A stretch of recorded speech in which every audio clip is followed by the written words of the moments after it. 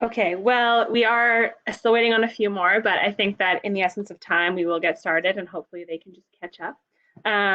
So my name is Talitha. Thank you for joining us for our Leader Circle this evening. It's building kinship and holding space in honor of National Indigenous History, National Indigenous Peoples Day on Sunday. I am one of the co-founders of RHC Community. If you don't know who that is or what that is or who I am, along with Skylar and then my mom Marlene and her mom Gwen.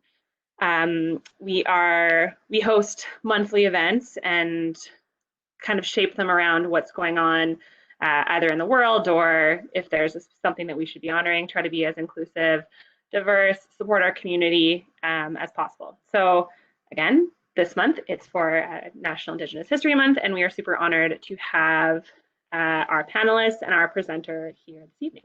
So I'm just going to go over a few different things. WebEx is a new platform for us, so hopefully we can still mitigate any issues that may come up, but it should work the same as any other virtual meeting platform. You are all muted, and that is on purpose just to avoid any interference that may come up. Your cameras can be on or off. It's really up to you.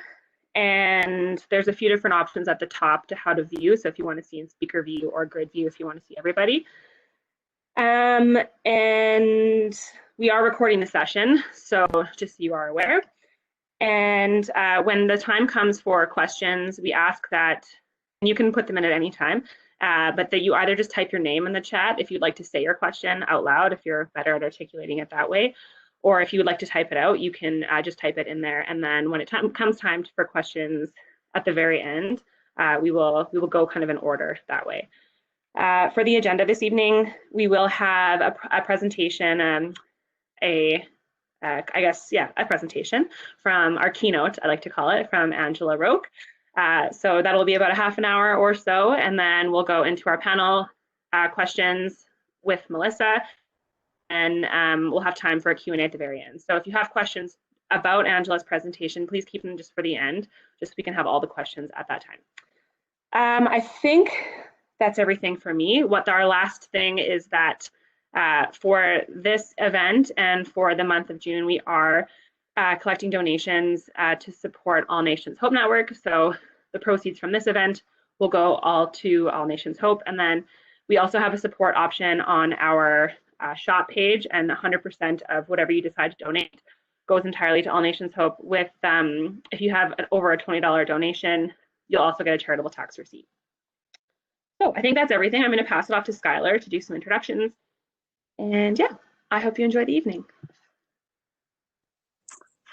All right. Hi, everyone. Like Talitha said, my name is Skylar. For those who don't know me, co-founder of RHC Community.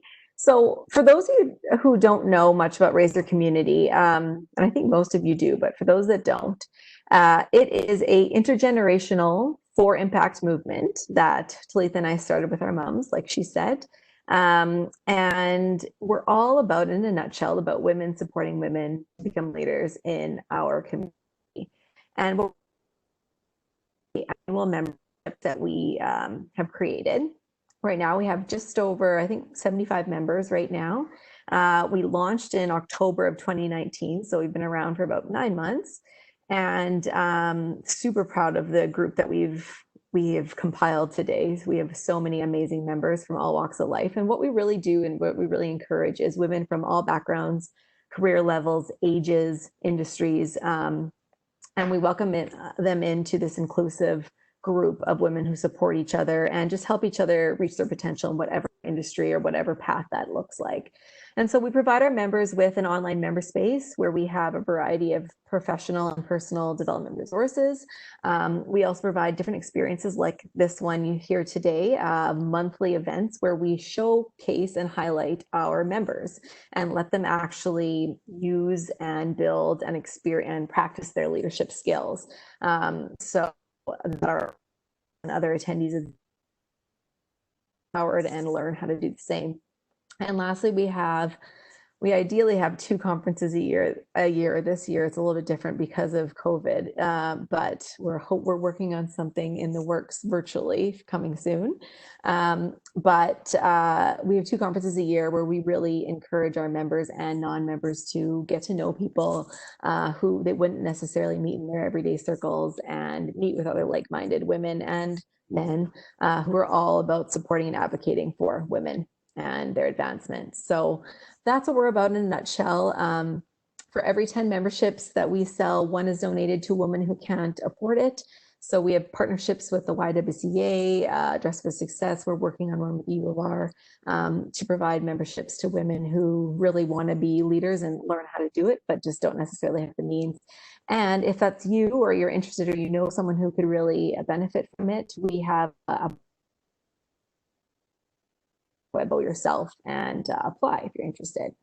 So for any other information about us, feel free to check out our website, raiseherco.com, or follow us online at raiseherco. So yeah, that's us. And this month, like Talita said, we are supporting National Indigenous Month, National Indigenous History Month. And in addition to this event, our proceeds from our June picker up packs also go to support All Nations Hope Network. So this month is really all about doing what we can to support this month. So that's our plug. That's the end of our plug. And I will, you know what, I think I'll pass it off to Her Honor to do the land acknowledgement, and then I will introduce our panelists and our presenter after that. So let me pass it off to Her Honor, Donna Mirasty.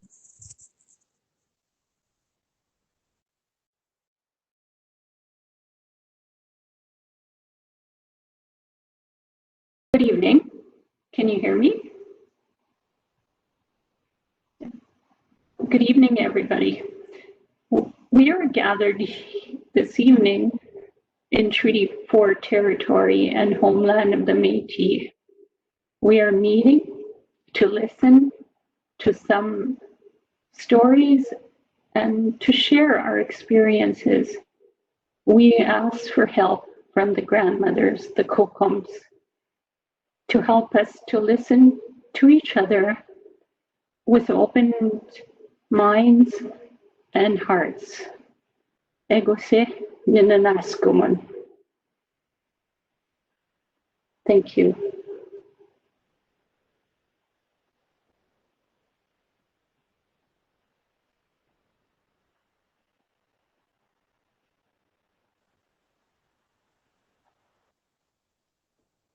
Thank you, Donna. Okay, and next we will have Margaret from the All Nations Hope Network do a little bit of an introduction to what they're all about.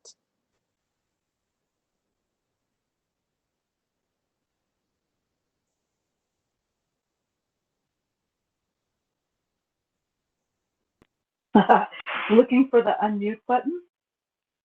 Good evening, everyone. Nanaskaman, thank you. Kind-hearted warrior woman. I'm the CEO for the All Nations Hope Network. I've been there for 20 years, 21 years. And I am Free Isqueo. I am a grandmother of 3 and a mother of 2, a daughter of a wonderful woman who's going to be 80 this year.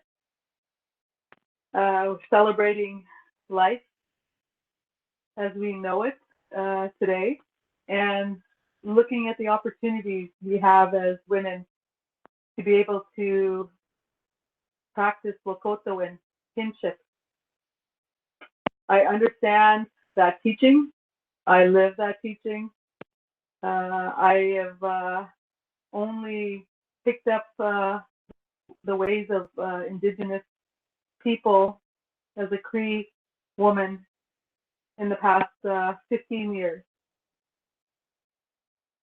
What you would say, Waniska, I woke up to my purpose and my role and responsibility as a woman. And as I move along, I continue to look at the ways of bringing Pimasiwin life people. And that's very important to me as a woman. Women bring bring spirit into this world. We're able to hold spirits inside of us, take care of spirits while it's inside of us, and when spirit is born, then we're able to take care of that little one into adulthood for the rest of that one's life.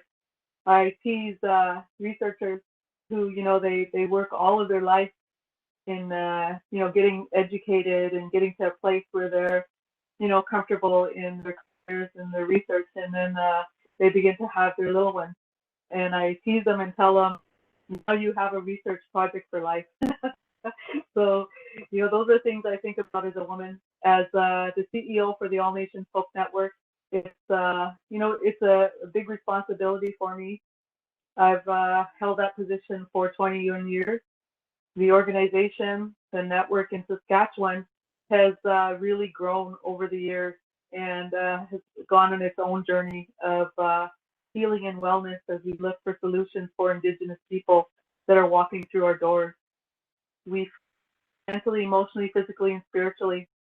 And it's a great honor to be able to follow our laws as Indigenous people.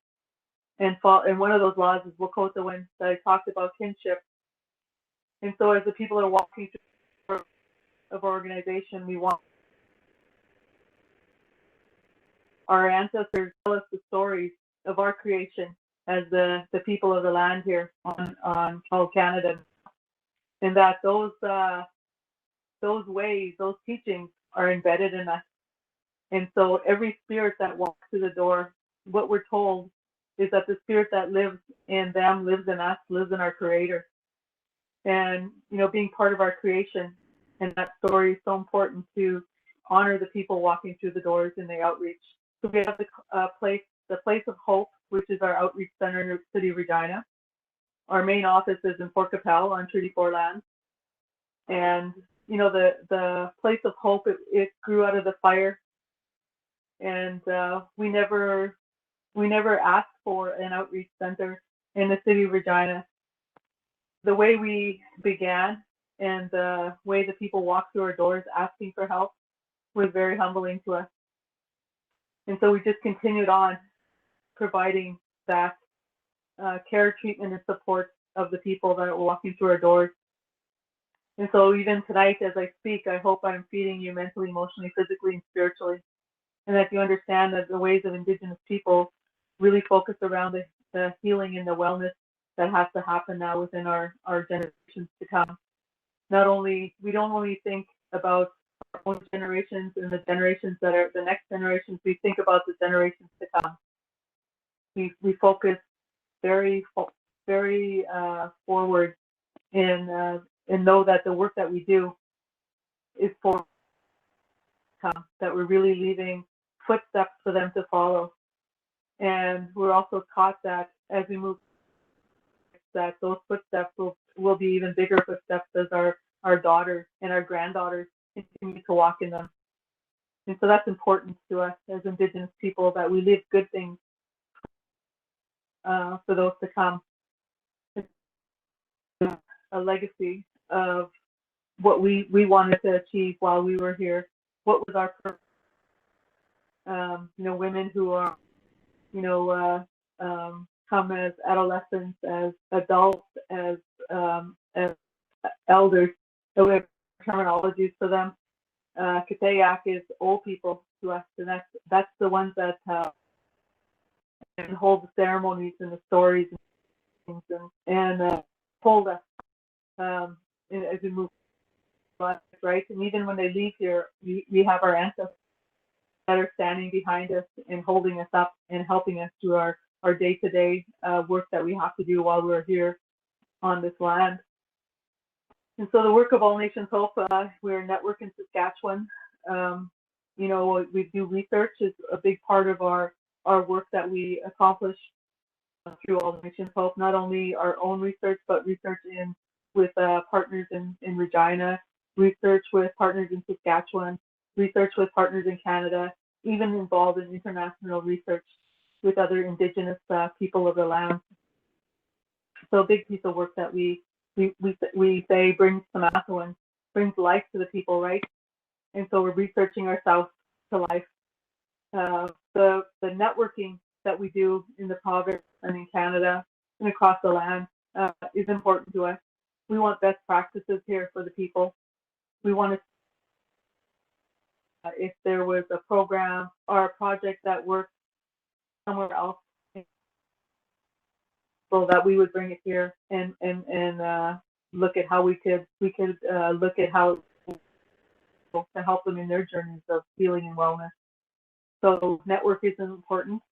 You know, sitting along other agencies that are wanting to look for solutions for the people, supporting them supporting us.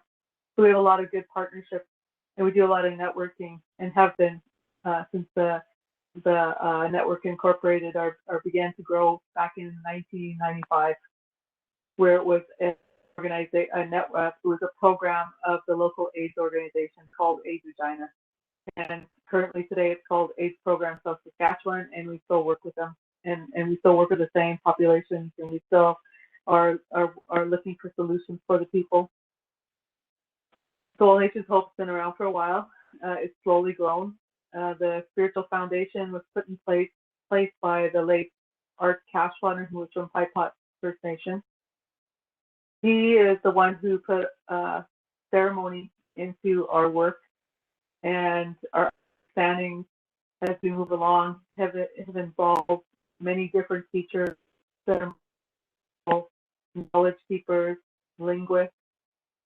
You know, those have been very important pieces of the work that we do here at All Nations Hope. So our networking is always important. Over the years, we have provided training.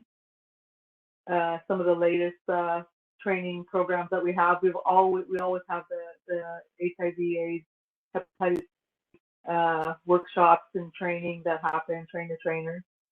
We're doing the blanket ceremony, which, you know, really talks about the history of the residential schools on this land and what has happened to the people. I would recommend that people interested in knowing more about residential schools and the impacts that those schools had on Indigenous families, on our kinship, is really important to understand that as we move forward. All of the traumas we've carried.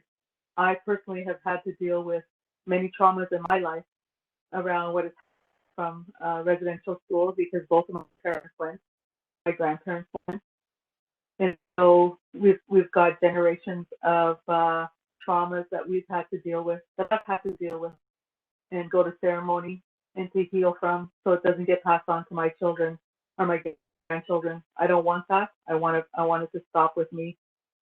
I think that's an important way of understanding as we move forward, that we hold the traumas of our ancestors, but we also hold our ancestors closely to us, and when we need help in ceremonies and on day-to-day, we're able to call on them to ask them to help us. In some other languages or other ways of understanding, those are the angels, but for us, they're our ancestors, and they're still readily available, and we're able to connect with them in ceremony, which is so beautiful. And they're so happy, even today as we speak, that you carry your ancestors with you too. All of the women on this call and representing men, your ancestors are always with you too. And so our ancestors are very happy we're talking, and we're sharing stories, and we're looking for solutions for life, and we're helping one another through those times when it wasn't very good on this land. So I believe, and I'm faithful, have faith in the Creator, Kiki Manito, that things will happen the way they're, and that as we put things through in ceremony, that things will come out in a better way for the people, not only for the Indigenous people, for all of the nations that came to this land, and we're looking for a better way in life, right, from where they came.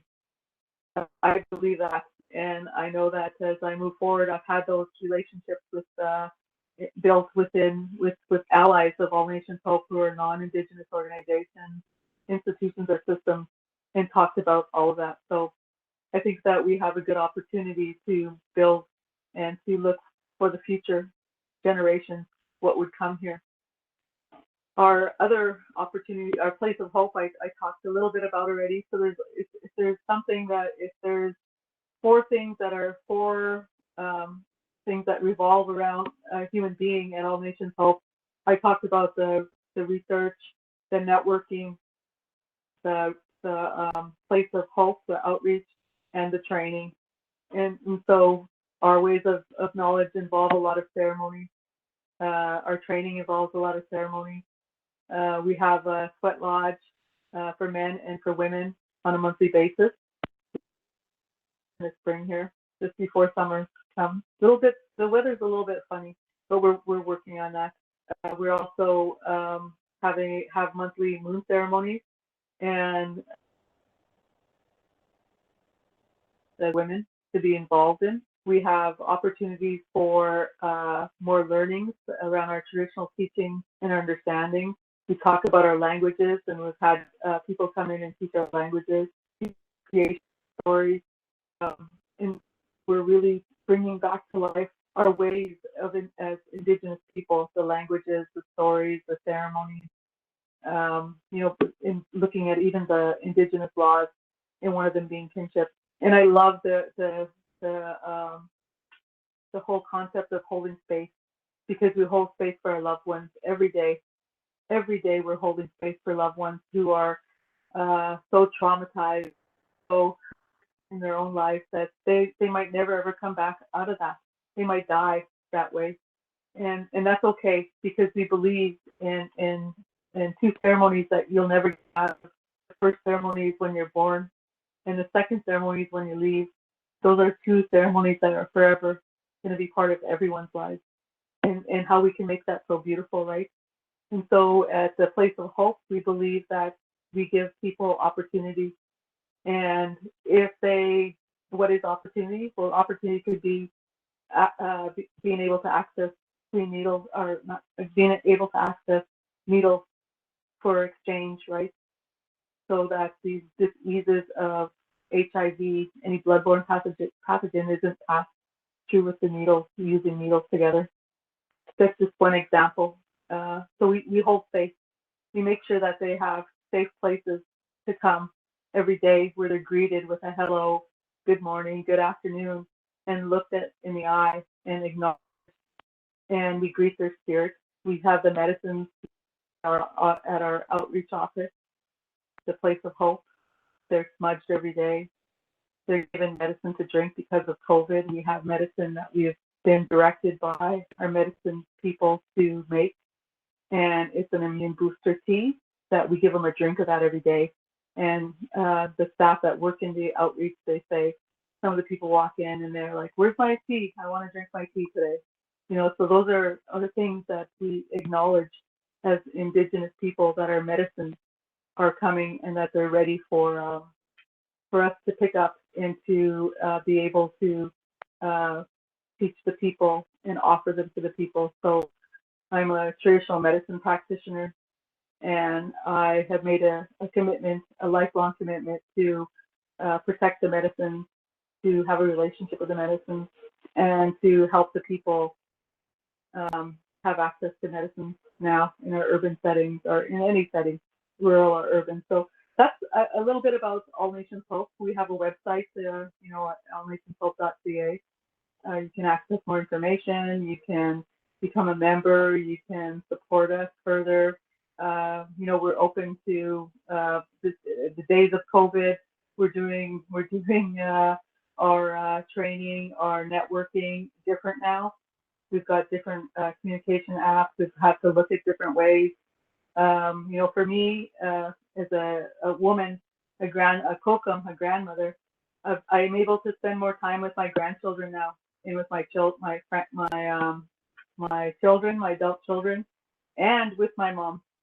And I think that's beautiful. And make more time for the old people. I'm not going all over the place as a CEO and not being at home. So COVID has really given me that opportunity to be closer to my family and to my home fire at my place where I reside in the city of Regina. And giving me opportunity to have more closer connections to my family and to my to people, my friends. It's a more even though we can't visit, we're still closer. We're calling each other. There's more connection. We're worried about one another. We're calling our old people, checking on them. So it's a beautiful way of slowing down. That we've been slowed down. All of us, the whole world has slowed down.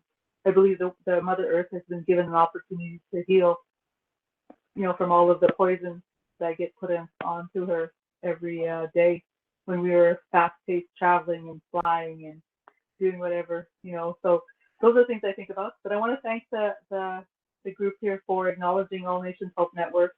I hope I've given you a brief look at some of what we do. There's so much more. We have beautiful staff, long-term staff, been there for the next one under me's been there, and the next one's 50. We've done it for quite a long time, and we're not going to stop. We're going to keep going, keep moving forward, and looking for solutions. So thank you. Hi.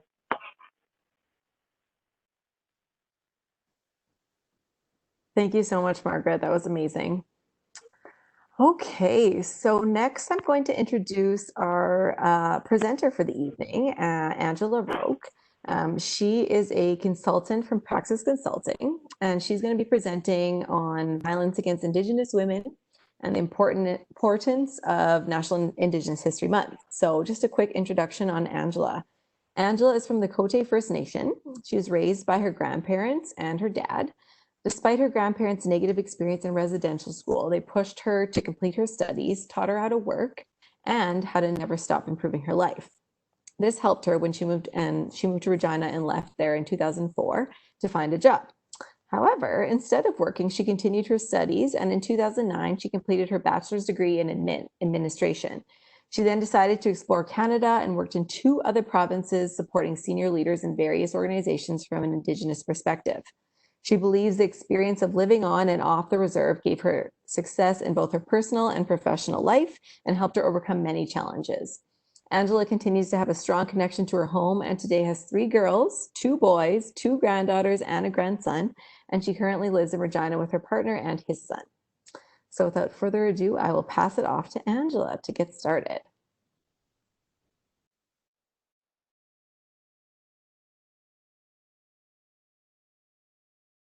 My name is Angela Roque, and I'm from Treaty 4, Cote First Nation, and I would like to thank RHC for having me to speak. I really appreciate you having me here, and it's a real honor to be with you all tonight. The first thing I'm going to speak about is the importance of National Indigenous Peoples Day and National Aboriginal History Month. First, we were always important, however, Canada didn't always see us that way. This day was created to celebrate and honor Indigenous people with our unique culture and heritage and share our achievements and successes. This day was created after collaboration and consultation with 3 groups in Canada: National Indian Brotherhood, Sacred Assembly, and the Royal Commission on Aboriginal People. This is the Canadian textbook definition of Indigenous Day and Month. What this means to me, it's an opportunity to educate non-Indigenous people about Indigenous people and for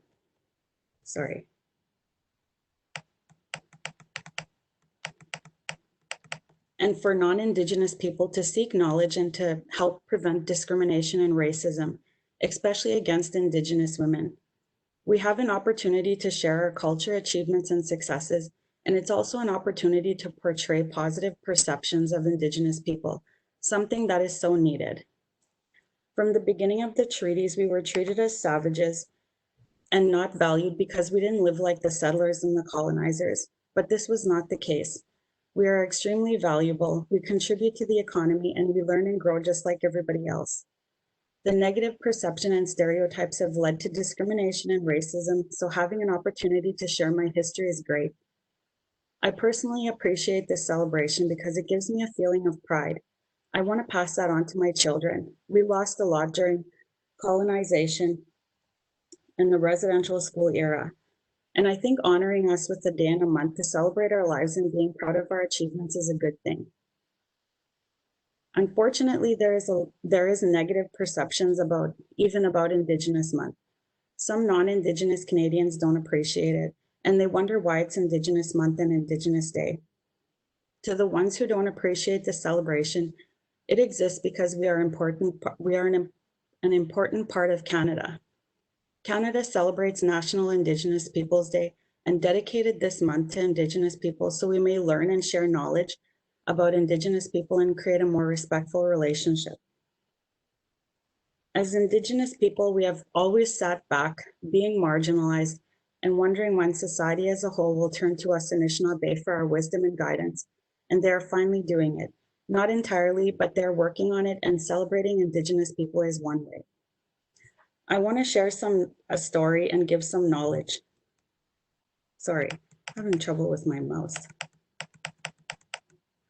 Give some knowledge about Indigenous people in Canada. Indigenous people are all across Canada, and we are very different. We have a lot of diversity in our background with language, tradition, and cultures, and that's why Indigenous Month is a good thing. So you can learn and understand us a little better, no matter your location. At a prior job, I was judged about an Indigenous traditional practice, about not having the knowledge.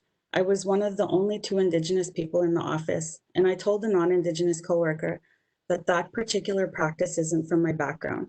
Indigenous people sometimes have different practices and traditions. I never claimed to be an expert, but sometimes when you're one of the only Indigenous staff, you're considered the expert, when in reality, we are experts from our own territories. We also never shame each other for not knowing. This is an example of a stereotype from a non-Indigenous, and this assumption can create issues. You know what happens when you assume. I was taught to respect other traditional practices when I'm in other territories, and I do. This sometimes means telling non-Indigenous I don't know these practices, and we shouldn't be shamed or judged for it. Indigenous Day and Month is all about education, and it's an invitation to learn about us, and it's a good start. I welcome you to please reach out to any Indigenous organization in your area to learn about us. Ask questions and tell Indigenous people you want to learn. You won't be sorry, because we are a part of the present and future in Canada. Tonight, I want to share my personal perspectives about systemic racism in the workplace, in educational institutes, in retail, and working with Indigenous women, how to help them individually and as a community. My success with a non-Indigenous woman. I will give examples of discriminatory behavior, missing and murdered Indigenous women, providing support to Indigenous women. Systemic racism includes community support services, government services, healthcare. Some healthcare service providers don't want to provide services to Indigenous people because of our treaty card. For example, some dental providers don't want to serve us because when we're using our treaty card, they don't receive the payment right away. They say they wait a long time to get the payment. This creates hardship for us. I also had a negative experience with a pharmacy to get a prescription. The pharmacist told me he couldn't process my prescription because it was through a treaty card and it was a difficult process. And he told me to go somewhere else. I was stunned and upset. First of all, because I had an ear infection. And secondly, because my card was causing me problems while I was ill. Why and how is this happening? Canada is creating hardships for us when we access health services because they're the ones managing the card. And yes, we get some coverage for healthcare, and it's because there is a treaty in Canada. And no, it didn't go away just because Canada failed to tell the Canadians about it. The healthcare is included in this treaty, although most times our coverage is minimal. Not long ago, I went to a doctor to do a welcome visit because I needed a family doctor. He came to the room with an intern and said the intern would do my intake while he went to do another appointment. I completed the intake with the intern doctor, and when they returned, the family doc, when we were done, the intern went to get the family doctor, and they both came back 10 minutes later, and the doctor said, "Okay, you did the intake. Is there anything I can do for you?" I told him, yes, I've been having a medical issue, and I explained it to him. He said, "I just want you to know that I can't give you any opiates or narcotics. If you received them before, I would have had to have been a part of the initial discussion." And he started giving me a speech of when getting opiates and narcotics, there has to be an investigation into the medical issue. He explains the side effects, etc. And then I realized I might be profiled as an addict. I actually stopped him from talking and I said, "I'm not requesting drugs. I don't even know what an opiate is. And I don't know why you're telling me this."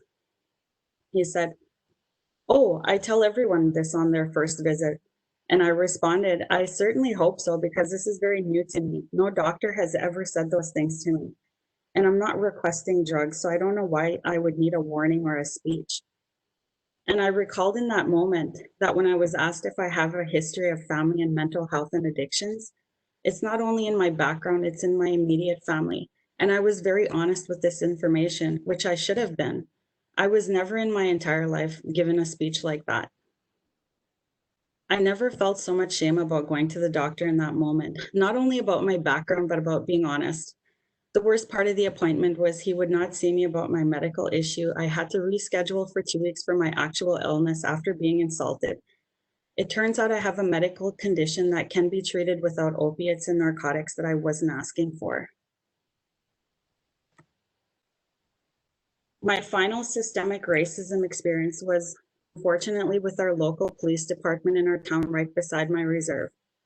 I needed help from the police and I called 911 and no one showed up. I had an emergency and the police didn't come at all. I was lucky nothing happened to me and I was okay despite needing the police in that moment. I went to see my grandparents and my family and I told them what happened. And either my aunt or my grandfather called the police station and talked to the sergeant and asked why no one came out when I called. They had no answer and no excuse and just said they were sorry. How do they not respond to an emergency call? To this day, I don't trust them to respond to me. My partner works in a small town in the prairies, and we were there. I recently told him I truly believe if I was being assaulted in public and there was only non-Indigenous around, I wouldn't be helped because people see it's an Indigenous woman and they would assume or think I deserve it. Am I wrong to feel that way? I don't think so. Our emergencies are real and should be responded to from the police, and we shouldn't become more victimized when we're calling for protection. Indigenous women are fed up with these injustices. We want awareness and we want people to understand systemic racism is real. Please find ways to get educated so you can be part of the solution. Racism in the workplace and the education system. I've worked for many organizations in the last 16 years and I experienced a lot of racism, discrimination, harassment, and bullying. The sad part is the people who do it to us are so smart and sly about it, they usually get away with it. Since I left my community, I have made 2 applications with human rights for racism and discrimination in my workplace because of how I was treated by a non-Indigenous staff person. The workplace should be a place to be mentored, to learn and grow with your skills, but sometimes it can be a very hard place to be every day. Interpersonal and internalized racism is very real. This usually happens when a person does not appreciate another person due to their race, gender, and personal aspects of another person. The employees are passive aggressive towards us, make our job difficult, and in front of others, they are respectful. Racism in the work, When I went to high school, I was registered in the work placement class and I chose the nursing home. And I was in a non-Indigenous school. And on my first shift at lunchtime, we were feeding the patients and helping them at the table. And the nurse announced that we were going to the rooms after lunch to clean their side table and that the other non-Indigenous students were going to help. Shortly after the nurse announced this, one of the male patients jumped up and yelled at me across the room, pointing and said, "I don't want you in my room. I don't want any Indians in my room. All they do is steal and I don't trust you." I was shocked and upset that he did that. I did not say anything. I was young and inexperienced. I got up and I walked out of the nursing home and I never went back. And no one stood up for me. This type of experience lives with us forever. You cannot get rid of this experience, and when you're already treated different from non-Indigenous students, you just accept that you will never be on the same level as them. My sister was treated badly and experienced one of the worst, in my opinion, types of racism in her classroom as a child when learning math. As we all know, math is a tough subject, and she had to get extra help, and she was in a room alone with a teacher. And after getting a few questions wrong, my sister said, "I just can't get it." And the teacher was beside her with her math book. And she responded by slamming the book down in front of her and said, "Of course you don't get it. You're nothing but a little dumb savage, and that's all that you will ever be. You will never leave the reserve with your kids who hate you and a husband who will beat you. My sister was shocked and of course upset, but she didn't tell anyone because we were used to this type of behavior and actions from our teachers, and we just learned to live with it. This is the type of education that we received. I went to the same elementary and high school in our town and experienced physical violence from teachers and principals. Did the other non-Indigenous students get treated like that? I don't think so. There was a big line between us. The non-Indigenous, for the most part, received the sweet hellos and support from the teachers, but us Indigenous students, we were treated with sarcasm and hateful attitudes. My sister is now a teacher. She recently applied for her master's, is writing a book, and has 4 amazing children and is not beat up from her partner. This teacher is still teaching in our community, outside of our community, and probably still walks around with negative perceptions of Indigenous people. I feel sorry for that teacher. She missed an opportunity to be a part of my sister's success. My daughter experienced a lot of racism in school, and at one of her high schools, she was sitting at the table in the hallway between classes doing homework, and she said a couple of girls beside her were hitting their mouth and singing to her and laughing and pointing, going like that. She was so embarrassed and annoyed by them. How is that still a thing? That was just 9 years ago. She is also a victim of it recently in university. I don't know what to call it, but it is downright mean. She was treated terrible by her instructor at one of the universities here in Saskatchewan. She handed in a paper, and when the instructor looked at it, she tore it up in front of my daughter's face. My daughter was shocked and upset. She had told me about other things prior to that incident that the instructor did to her, and I asked her if she thought it was due to racism, and she said she didn't know. I asked her if she was the only Indigenous student, and she said she was one of the only 2 Indigenous students in the classroom, and that the other student isn't treated like her. What does this mean? I'm not sure, but she obviously isn't being given a fair chance. The instructor shamed her and bullied her. I feel bad because I went to university in Regina, at the First Nations University and the University of Regina, and for the most part, I was treated well. I experienced difficulties, but not the same as her. None of the policies, rules, and regulations say accept Indigenous people. However, a lot of times they are not included when protecting employees and students. If organizations and education institutes want to have a good relationship with Indigenous women, they need to make sure that the policies protect everyone.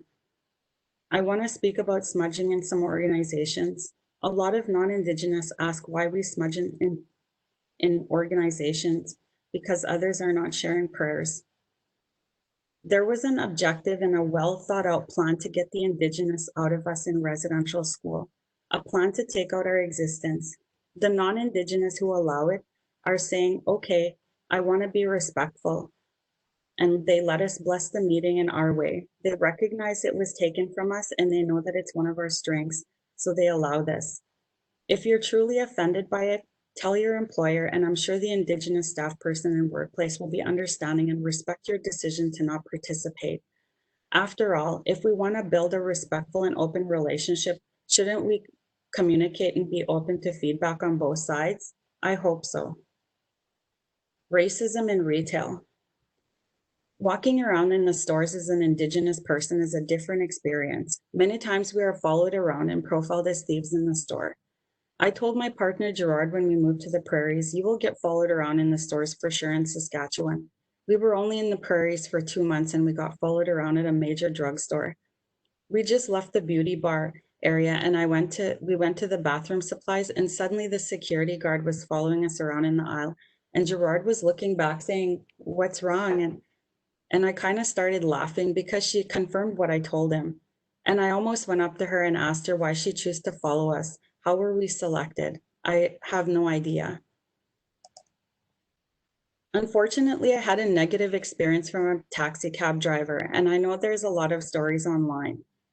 I was picked up and the cab driver looked at me in the rearview mirror and said, where are you from? I said, Canada. And he said, where were your parents born? I said, Canada, I'm Indigenous. He said, oh, okay. Then he said, why do you drink so much alcohol? And I said, why are you saying that to me? And he said, well, that's what I heard. And I said, well, do you know any Indigenous people? He said, no, but this is what I heard. And I said, well, that's really nice that you are talking about us, even though you don't even know any Indigenous people. I told him I heard a lot of negative stuff about cab drivers, but I don't question or judge them based on what I heard. It was rude of him to say that to me, but also goes to show what others are saying about Indigenous people and how it is being passed on to others. Don't ask Indigenous people the stereotypical questions. Working with Indigenous women. My issues with non-Indigenous are deeply rooted from my experiences when I was a child, teenager, young adult, and the negative experiences with the non-Indigenous. But I'm smart and I don't label everyone with that brush. When I moved to Regina, I was served mostly from non-Indigenous, and most of them were amazing. I worked with them regularly and decided to be open-minded despite all the discrimination and racism I experienced my whole life. Indigenous women require different types of resources for success in overcoming challenges due to intergenerational trauma and colonialism. They usually access public services and they should be included in planning and creation of these programs so they can tailor to their needs because our issues are many times different from non-Indigenous. Many times Indigenous women will go to support services very broken and vulnerable and are not served with respect. This behavior creates apprehension of proceeding and trying to improve their lives. And sometimes they are mothers, and that reduces the chances of their children being supported from services that they really need. Sometimes when Indigenous women are seeking support services, they're just getting enough courage to make changes in their life. So that step is a big step for them and it shouldn't be missed. If you're working with a support service, working in a support service for Indigenous women, please treat them with kindness and respect. Indigenous women know when they are not liked. It is very apparent and it's not hard to see and feel. Unfortunately, it's historical here, so organizations, businesses, and governments should be open-minded and start having raw conversations so that we can start dealing with it. I'm not suggesting that it's only non-Indigenous that need to be open. I think both sides need to speak and get to the underlying issues. Each side should get a chance to speak in a kind and a respectful way and find ways to end the negative behaviors and start teaching their children so this can be passed down. Instead of passing down racism and discrimination, how about we create healthy children and communities? I want to share my success with a Caucasian woman. I know there's a lot of Indigenous and Caucasian relationships, but this definitely is a unique friendship, and I want to share it so people understand why we need kindness, understanding, openness, and respect. Sorry. I met my friend Natalie in Toronto. She is a young Caucasian woman who is a realtor. She's complete opposite of me, and I never imagined I would have a friend like her. I met her through an ad. She had an apartment for rent, and when we first met, I was very nervous about being in Toronto by myself. She made it very easy for me. She helped me find a nice apartment, was always checking up on me, and we started hanging out for short periods of time. She eventually became a really great friend of mine.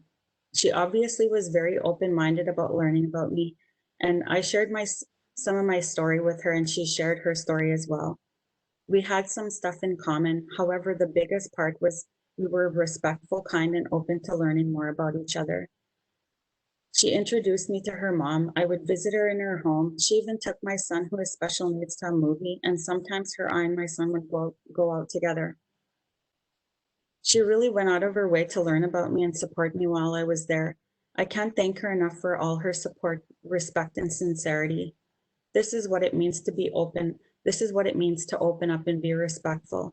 I believe that when you are accepted and appreciated by others, you are allowed to truly be the person you want to be. This type of relationship can be built into work and community, and I believe this will lead to positive change between Indigenous and non-Indigenous people. I also want to clarify that I wasn't just supported by non-Indigenous. Most of my supports were Indigenous men and women. I also find if Indigenous women are not loud and confident, we don't get heard. Indigenous women are not always like this, and it can sometimes lead to perceptions that we are not valuable, which is not the case. I challenge any non-Indigenous from the community who want to learn about Indigenous women to talk to them and get to know them. If they're in your workplace, the gym, a committee, take that opportunity to create the friendship. There's still an invisible line between Indigenous and non-Indigenous people, and communications are still struggling, and stereotypes, biases, and discrimination is still happening. Not enough is being done to bridge those gaps. Missing and murdered Indigenous women. Sadly, there's a lot of stories about missing and murdered Indigenous women. Some stories are that we are hurt only by our people and our men. This is not true. Also, the reports that are posted online receive a lot of negative responses in the comment section. It is heartbreaking what others think of Indigenous women victims. There is no filter. It's so disrespectful to the women and the families. What people don't understand is that these women become trapped, manipulated, and sometimes drug or alcohol induced to do traumatic and scary things, and it's very hard to overcome. It shouldn't matter if they're Indigenous or if they lived a high-risk lifestyle or were walking home late at night. No woman deserves to leave this earth with violence, and us Indigenous women are targeted many times because of who we are, and we're a higher risk of dying violently. I always tell my girls not to go out past dark, and I hate that I have to tell them that. It's terrible that they're targets. A lot of our Indigenous women are vulnerable, and the media is contributing by portraying them so negatively. The headlines all the time, the Indigenous woman was leading a high-risk lifestyle. The Indigenous woman was heavily intoxicated. These types of headlines create more violence against us. It's misleading and wrong. It keeps a negative bias and stereotype thriving. Find different ways to speak about us. You want to report the stories? How about start by saying the woman was loved and appreciated by her family. The woman worked hard all of her life. This woman was very caring and loving. I'm not a reporter, but I can suggest better ways to talk about our Indigenous women. The justice system needs to change. Focus on prevention and accountability. For a lot of us Indigenous women, it's a hard life we endure. I know it makes us stronger, but we shouldn't have to endure all the struggles we face and feel that our own justice system will do nothing for us because we are stereotyped as street workers, addicts, etc. Everyone around us needs to learn empathy, compassion, and understanding of the challenges we Indigenous face and overcome that others don't have to face. I encourage all Indigenous women to speak up, give feedback, and ask questions at your workplaces, businesses you enter, government agencies you encounter if you have challenges. And I challenge the organizations to listen, learn, and take the feedback from the Indigenous women. Businesses and organizations, you don't have to have all the answers, solutions, or a magic wand to help. All you need is kindness, understanding, openness, and respect. We Indigenous women are working hard, trying to heal, trying to be better moms and partners and improve ourselves so we can contribute and take care of our families. So please be kind and patient. If you think we can improve somewhere, then say it, but give us a chance to learn. Give us the knowledge, allow us a learning curve, and watch us fly. Indigenous women contribute and build the economy despite the rumors that we don't. We pay taxes with our work in checks and in the stores. I also want to encourage the Indigenous women to prioritize your healing if you're dealing with personal issues due to colonialism and intergenerational trauma. Reach out for support and find ways to deal with it, but most importantly, don't be hard on yourself. Every single day I focus on dealing with my intergenerational trauma issues and the other issues that come with it, and I try not to feel shame for it. I'm no expert to give advice, but I have overcome a lot in my life. Suggestions to help Indigenous women. If you want to help stop or reduce racism and discrimination, stand up and say something. If you hear someone say something about Indigenous women, correct them, but be respectful. We are all learning and changing. I myself have to correct myself all the time about non-Indigenous. I'm not perfect, but every day I get up and I try to be better than I was yesterday and make sure I take any teachings or feedback to address non-Indigenous who make ignorant comments. I believe there's non-Indigenous that are sitting beside people who are violent against Indigenous women or Indigenous people, and they want to say something, but they don't, out of fear of judgment, alienation, and it's easier to just be quiet. But this behavior is crippling our communities. We need to stop the discrimination and start working together for our children and future generations. We need to embrace our differences and support each other to make positive changes. Let's build healthier communities. How can the community improve support to Indigenous women? This deep-rooted discrimination and negative bias against Indigenous women is real, and it affects how we are served in the community. People in Saskatchewan must admit they have a lot of discriminative feelings and perceptions of Indigenous people. Start by admitting there's a problem, or you have heard or even spoke of an Indigenous person in a negative manner, and decide to stop this and start learning about us. Stop judging us and treat us respectfully. This is what will create the change, but it needs to be acknowledged and done by both sides. I agree, a lot of us Indigenous people have so much negative experiences with non-Indigenous that we can't trust. But if you want us to trust you, the others need to make an effort as well. When you see an Indigenous woman struggling with addictions and or mental health, walking with a crying child, or being assaulted in any way, speak up. And if they need help, help them if you can. Don't roll your eyes. Don't judge them and criticize them because they're not where you are. They're most likely dealing with trauma and healing from colonialism, and be thankful that you're not in their shoes. If you encounter Indigenous women, treat them with respect. Break the cycle.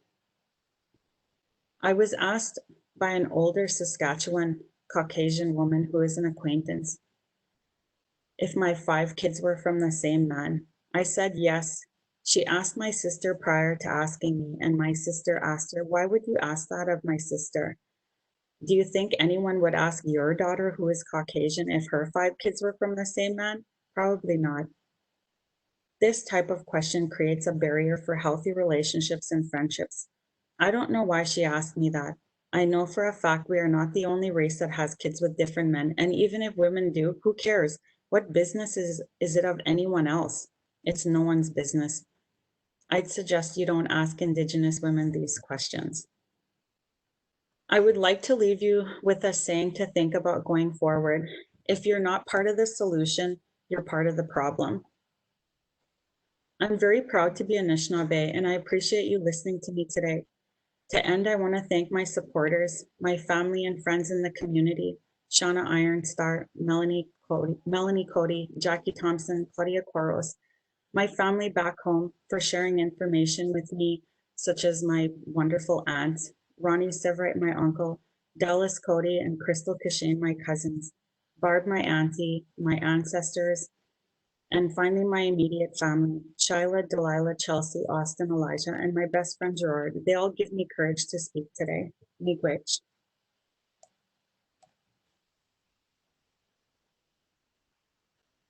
Wow, thank you so much, Angela. That was so insightful, and I'm so happy and lucky to have you be so vulnerable and share your experiences and everything you've gone through so openly. So, and amazing recommendations as well. So we really appreciate that. So next we're gonna kick off the panel, and I'm really excited for this. So I'm just gonna introduced Angela, who will also be sitting on our panel, but we will also have a couple other amazing ladies. So first we have the moderator, Melissa Coomber-Bendtsen. Melissa has been the CEO of the YWCA Regina since 2015. Throughout her career, she has demonstrated the capacity to exercise strategic leadership in response to community needs. And in her professional and personal roles, she is a passionate advocate for social justice. She's a graduate of the U of R with a Bachelor of Education, and her background includes restorative justice work with young offenders, as well as community programs and involvements in the areas of employment, education, childcare, housing, outreach, and leadership. So welcome, Melissa. Next, we have Jen Dubois. Jennifer is the owner of Miyosiwin Salon Spa. She's from the George Gordon First Nation. She's a wife and mother of 2 young children. And her mission with her spa is to help guests find Miyosiwin, which means beauty in Cree, in themselves, through the salon's talented team of artists and open and inviting space for all cultural traditions. Welcome, Jennifer. And lastly, we have Her Honor Donna Mirasty. Her Honor Donna Mirasty was born and raised in the historic northern Saskatchewan community of Cumberland House, which had the highest per capita enlistment of Indigenous peoples during the first language is Swampy Cree, and growing up, her parents believed strongly in education and encouraged their children to pursue post-secondary education. As a result, she studied nursing in Saskatoon and Nipawin and now is a licensed practical nurse. Her Honor has lived throughout Canada and has traveled extensively in her home province of Saskatchewan. She and her husband, Lieutenant Governor Russ Mirasty, have a home in La Ronge, and they have 2 beautiful children and 2 grandchildren. Welcome, Her Honor. Okay, so that is our great and amazing and inspiring group of ladies for our panel today, and as well as Angela. So I will pass it off to Melissa to get started with the panel. Perfect. Thank you very much, Skylar.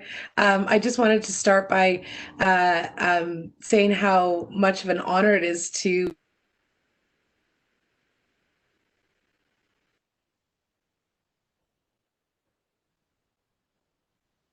ask me about, oh my, yeah. So I'm just really excited and honored to be able to spend a little bit of time with you this morning. So to begin, as Margaret, my friend Margaret Kisikaw Piyesis said, and she reminds me of this all of the time, that when we gather, our ancestors are with us, and she spoke about that today. And it's important to acknowledge them in order to understand who we are and where we come from.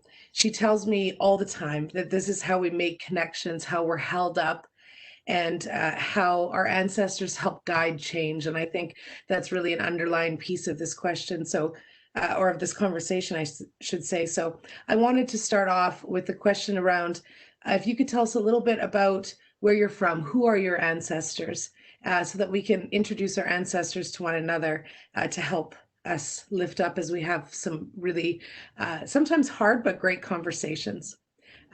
So maybe I will start with you, Jennifer, if you can start us off. Hi, thank you. So I'm Jennifer Dubois. I'm from George Gordon First Nation. My maiden name is Bird, and I am Soto and Cree. My grandpa was chief of George Gordon First Nation for quite some time. His name was Henry Bird, and he lived till he was 96. So he just passed away last year. And we actually just found out probably about 4 months after he passed that he's actually Blackfoot and he's from the Alberta area. So my brother mainly is trying to reach out to, he actually did reach out to the family, and he did get to go down and meet them. So it's something that we're still, it's something that's new to us, and we're trying to learn more about our Blackfoot heritage. My husband is Cree, and he's from Muscopetting here in Saskatchewan, and my children are registered through Muscopetting as well. So it's a little bit about my ancestors' history. Thank you very much, Jennifer. Donna.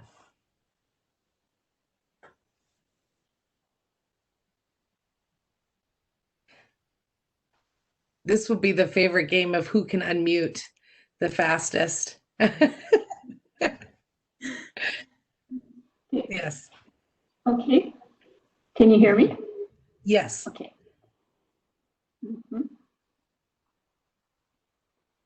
Where I came from, I was, like I said, I was born and raised in Cumberland House in northern Saskatchewan, and it's an isolated community. And when I was growing up, we had the river to cross by boat, and then finally we got a ferry crossing, and I had to leave home to go for high school. I went to Prince Albert for a year, and then I went to Nipawin for the last 2 years of my high school. And my parents were Agnes Carrier, and my mother was a very traditional and proud Cree woman. And my father was Pierre Carrier, and he was a proud Métis man. My mother is a homemaker, and she raised 8 children, and she lost 3 before I was born. These were that she lost.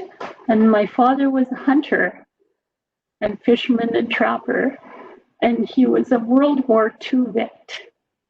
And he returned from the war with severe wounds resulting from being shot by a sniper.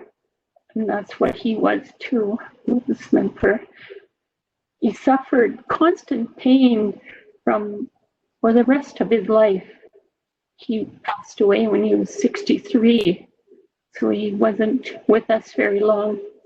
In spite of this, he was able to return to his traditional lifestyle and eventually owned and operated a hunting and fishing camp in the Cumberland Delta, which is rich with wildlife and fish and ducks and moose and so rich.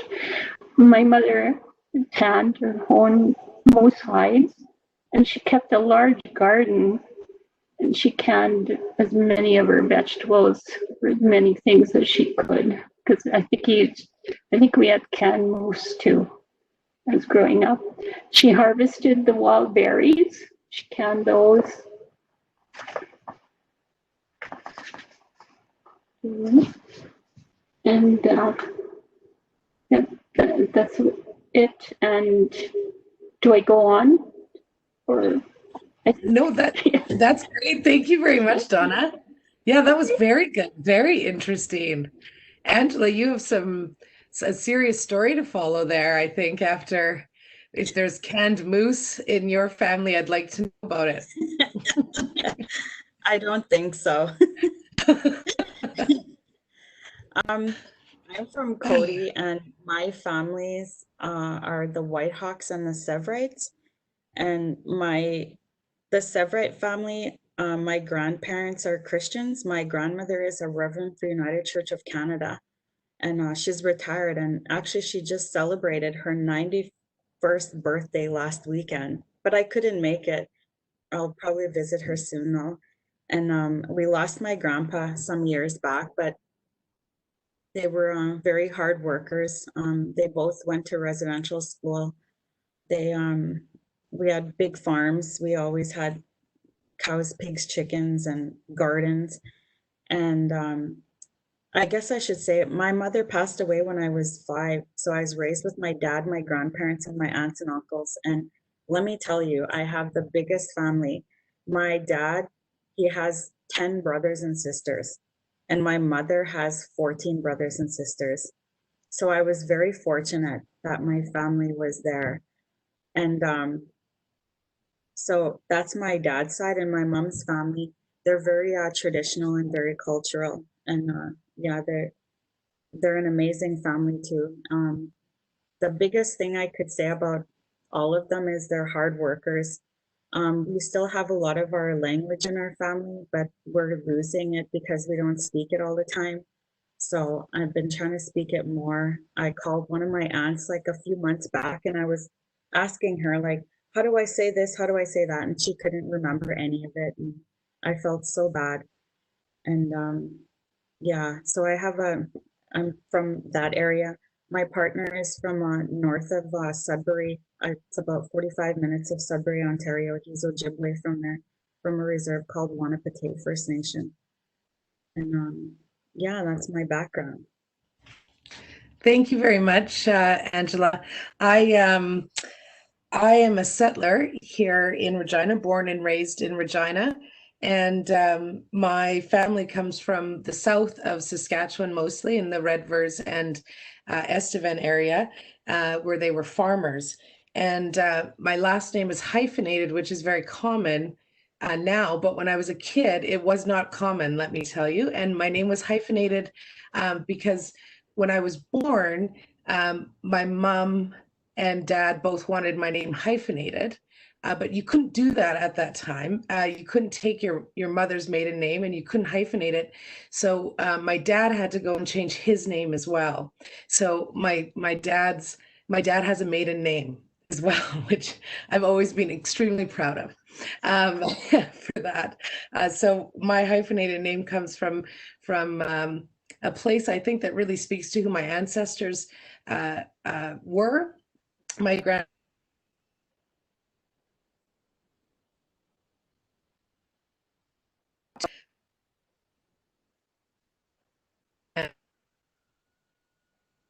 was a real in life. And so I can see that having the effect on my mom when she decided she wasn't going to lose her last name. And that I was going to make sure that I had it as well. So that is where my family is from. Thank you very much for sharing that. Because Margaret has always encouraged me to do that and understand it, it just starts the conversation in the right path. And I recognize what she talks about in terms of having our ancestors with us as we're speaking. So the next question, we're celebrating National Indigenous History Month, which for me is both about truth-telling, the harms of the past and the continued harms of the present, as Angela pointed out, so many of those, and about celebrating the accomplishments of Indigenous people and communities. So Angela's presentation really focused and brought forward some excellent examples of the continued systemic issues that Indigenous people face in our community, and particularly in Saskatchewan. I will say, I have a colleague that I work with who said she didn't realize what the harms of being an Indigenous person meant, until she moved to Saskatchewan. That's when she was really faced with it, and she came from British Columbia. So I think this is an incredibly relevant conversation for us to be having. So focusing on that systemic and institutional racism, can you speak a little bit, and I want to ask this question because as a white woman and having the privilege that I have, I think it's hard to see that sometimes. And so I'm asking this question from that perspective. Can you speak a little bit to how you've experienced systemic or institutional racism in your life? Maybe if we can start with you, Donna. Yes, can you hear me? Yes, okay. Systemic racism existed long before I was born. As I mentioned, my father returned from the war severely wounded, and he, along with his Indigenous comrades, did not receive any of the benefits that the non-Indigenous veterans received on their return home. He did not receive any support, including proper treatment for his wounds, and he did not receive a proper pension. In spite of this, he was able to raise 8 of us. And both he and my mom were very determined that all of us would complete our education. And we all went to elementary school in Cumberland House. And several of our teachers were nuns. And I remember one of the nuns telling me that, telling us in our class, no, you can't speak Cree when you're playing outside. You have to speak English. And we were sitting, we did kind of sneak around and talk Cree to each other. So in a way, we kept on talking, even though she said no. But we faced racism, but we overcame it, and we did not let it get in our way of achieving our educational goals. It was, I think, through our parents, because they were so strong in getting us to leave home, because we had to leave home to further our education. At that time, it went up to grade 10 grade 9 when we were in Cumberland, and I had to leave home.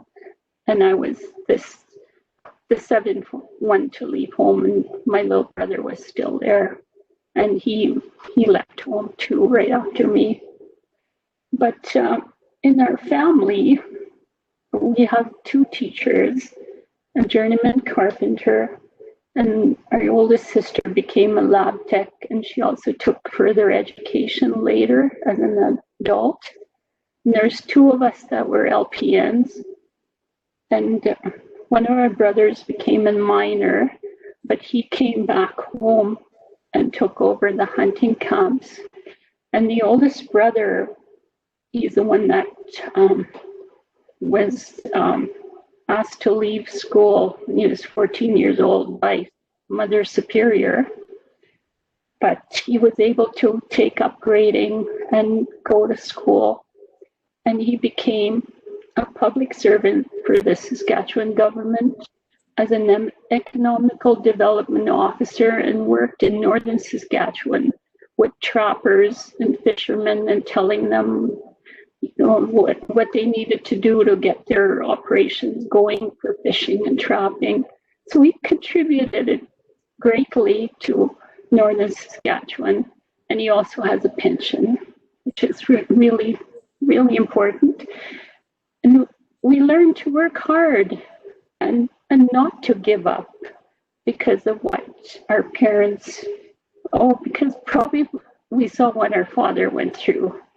And our mom too, she had to work hard. And I also experienced and observed racism in my workplaces. I saw how Indigenous patients and clients were not treated fairly, and this made me more determined. And I worked harder to make sure that these people received the best care, the care they were entitled to. Thank you. Thank you very much for that, Donna. Thank you.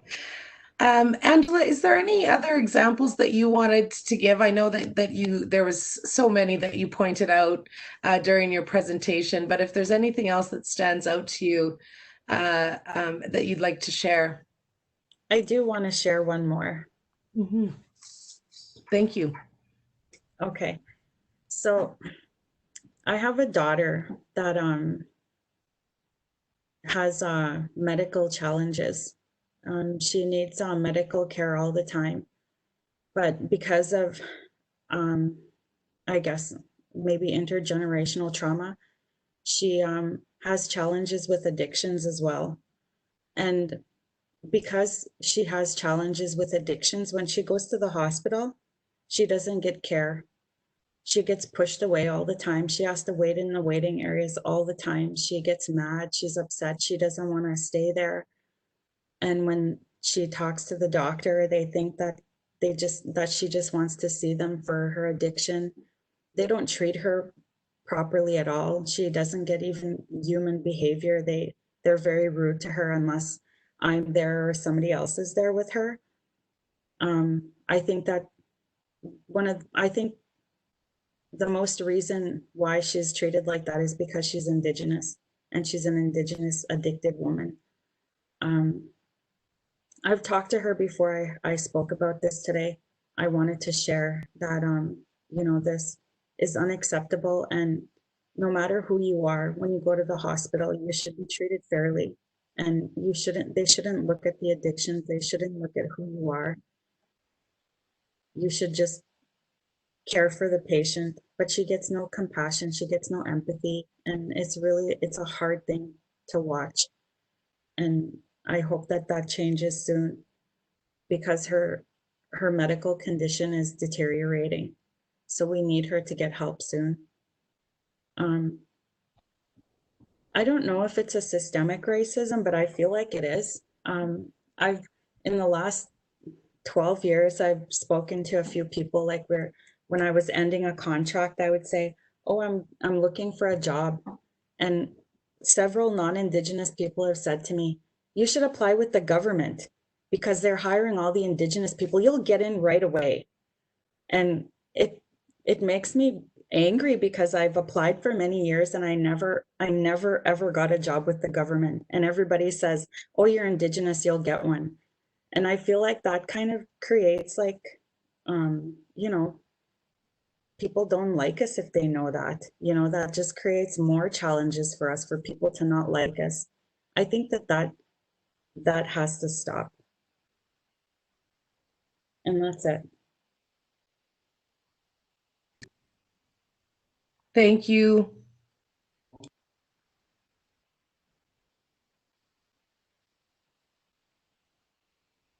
Jennifer, is there anything you'd like to share? Sorry, you cut there a little bit. Can you hear me? Yes. Okay. Yes. Yeah, I have quite a few stories, but I'm not going to share all of them. But there is a couple that I want to mention. But just listening to Angela, that did bring up a couple things that I've experienced. Now, because I'm fair skinned, growing up, I didn't see it as much as anything happening to me. But I remember when I started dating my husband, so we've been together since high school. And back then when we started dating, I noticed like we'd go into the mall and we'd go into the stores. And immediately when we walked in the store, he'd be followed. So my husband he's a big native guy. He has a long braid. So he's very noticeable as an Indigenous person. Not so much as me, because I could pass as a white person or an Indigenous person. And I was really shocked. And when I seen this for the first time, and I was really mad. And I actually went up to the clerk who was following him around, and I asked what he was doing. And he, just nonchalant, just brushed it off like it was nothing. And, he watched from a distance at that point. But, that bothered me. In high school, there was a friend of mine. She was Caucasian, and we hung out a lot, but we took a math class together. My math teacher had called me in for a meeting one time and said that, oh no, it was my friend was told by her parents that she wasn't allowed to hang out with this girl called Jennifer, because I was supposedly a bad influence on her. And this was coming from the math teacher from the parent-teacher meeting that they had.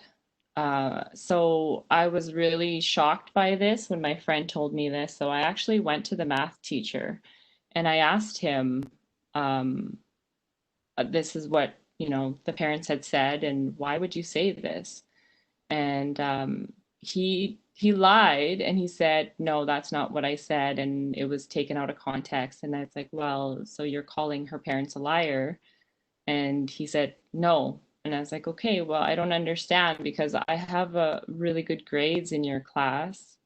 So I don't understand how I'm the bad influence when I'm the one who's coming to class all the time. This was at high school here in Regina.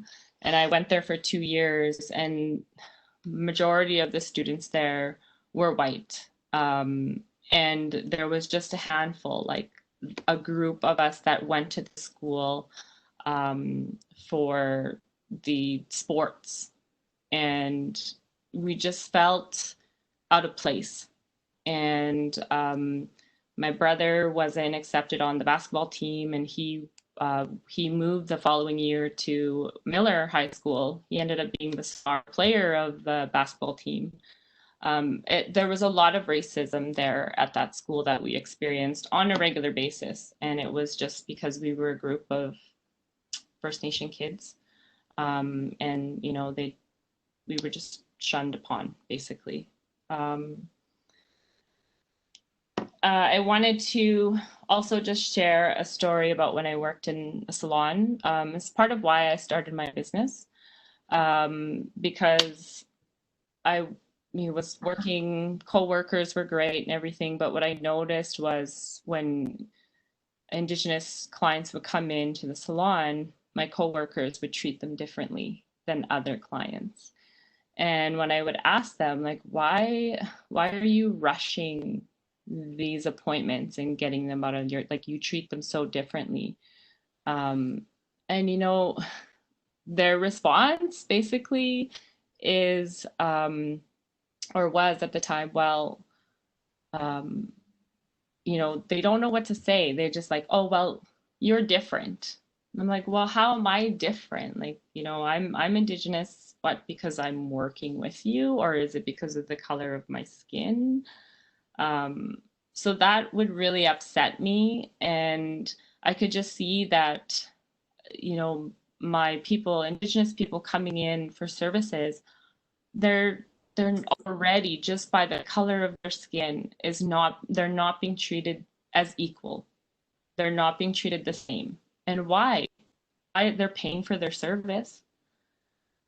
So that for me was what pushed me to be like, there's a gap in this industry, in the hair industry, and I want to, for me, that's going to be what I need to make change. So that's why I went to university, got my degree. That's why I own an Indigenous-owned salon and spa. Majority of our clients are Indigenous because of the way we treat people. Everybody is treated with respect. And for me, that was my boost, my motivation to open a business like this. So that's, yeah, just a couple. I could keep going, but I think that's No, this is great. Thanks, Jennifer. It's a perfect segue into my next question, because I wanted to talk a little bit about internalized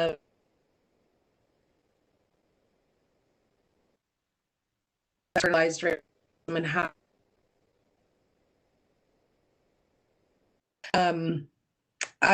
teachings that I've had from many matriarchs in our community often spoke about this concept of kinship, and this is the topic of our discussion a little bit, or this idea of interconnectedness and how important that is in Indigenous ways of knowing, but in Indigenous communities and in the history of and really, I think the strength of Indigenous communities really comes from these concepts of interconnectedness. So I'm wondering if you can speak a little bit about your understanding of this concept of kinship. How is it present in your life, or how do you incorporate these ideas of interconnectedness and kinship into your community, with your family, in your work?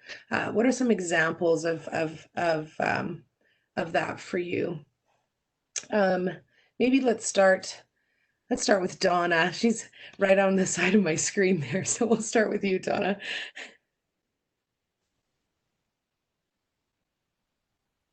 Oh, I think you're still muted there. Sorry, Donna. Oh, you were unmuted for a second and then you there. Perfect. Kinship. We call it in Cree, it's Wakotowin, and it's important in our communities. We believe we are all related and are connected in some way. And my mother was probably one of my greatest teachers, always said, don't forget your relatives and don't forget where you come from. And my parents were always giving in our community, and they're always giving to the community members who are in need of sometimes food, sometimes moose meat, fish, and ducks and geese, and my mom baked great pie. She also made bread. Oh, I could just smell it. And I would bring the fresh baking to my uncle's or to my auntie's house, or anybody who had needed something. And sometimes they gave money to some of the nephews. Some of my nephews had to go out to work and they needed a little bit of money. If my parents had some, they were at that time like $5 would get you from Cumberland House to the Paw, Manitoba. Then you can have a meal and you can and stay with a relative. But those are what they did, and they were always helping each other. Miyosiwin is helping each other. And when there was a crisis in our communities, I always feel obligated to help in any way that I can, because the connection that we have and what I learned about sharing and helping from my parents and my aunts and uncles. And then as a nurse, I recognized that in my culture, my language and my knowledge was a tremendous asset. And I used my language, Cree, the Swampy Cree, in wherever I worked. I would try to find if there were First Nations people there and if they were able to speak a language that I spoke. And I was always use it because I found that it put the patient at ease. And then I always made sure that the client understood what was going on with them. And I was able to explain in the language what was happening and what the doctor was saying. And it was always I always found it so rewarding and so amazing to watch these clients and these patients respond to me. When I spoke Cree, it was, I said it was like a flower blooming, and there you can feel that ease and how grateful they were. And that's it for me. Thank you. Thank you very much, Donna. Thank you. That connection and how unity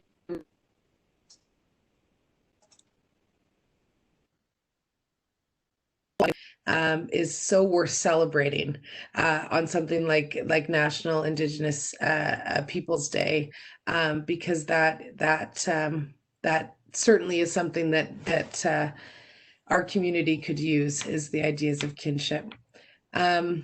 Jennifer, is there something that you would like to add to that in terms of how that interconnectedness and kinship has played a role in your life? Yeah, I can. I learned a lot of my, I guess, traditions through my husband's family. Growing up, we never really did ceremony. We did little things like we smudged and prayed and would have feasts, but we never really took part in ceremony until I met my husband and his family, and I learned a lot from them. And that's where I learned a lot about things like braiding hair and the significance of hair to Mother Nature, or to Mother Earth, and that's something that we live by in the culture of the salon.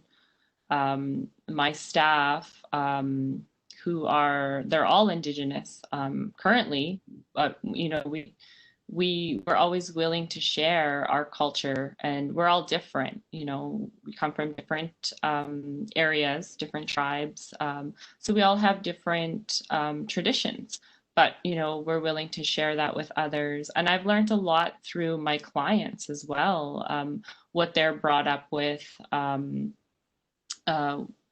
and those, like Margaret had mentioned earlier, is that those teachings are embedded in us. And I, going through as a student, an alumni through the First Nations University, I really found that place to be my second home, because I learned a lot through them in terms of my identity as an Indigenous person. And that's really helped me in my personal life and my business life, and trying to find a balance in Western society and where I fit. So that kinship really shows even in how I live my life, how I raise my children, and how I run my business. Thank you very much for that, Jennifer. Before I ask Angela if there's anything she'd like to add, I just want to let people know that you can post your questions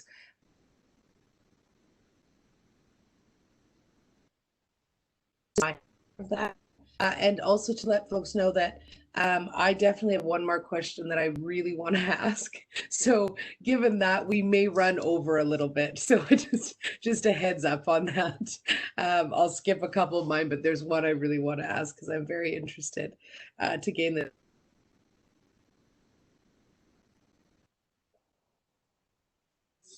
I'll make sure that. Okay. And last, I'd like to add to that question around kinship and interconnectedness.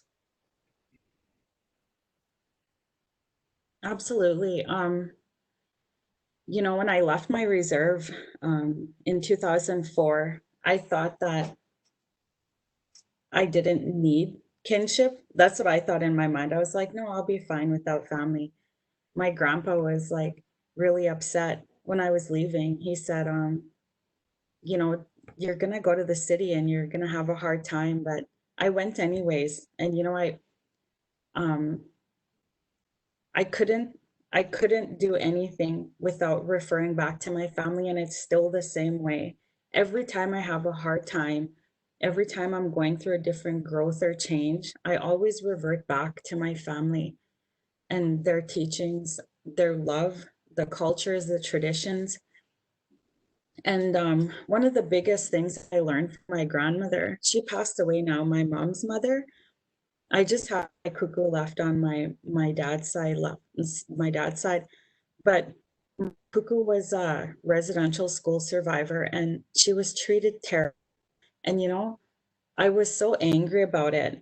And we were talking about it one time, and I said, well, aren't you mad, cuckoo? Because she was just talking about it nonchalant. And she said, no, I'm not. And I said, really? How come? I'm mad. And she said, no, because she said they taught me how to sew. They were teaching me how to do this and that. And she starts talking about all the stuff that they taught her.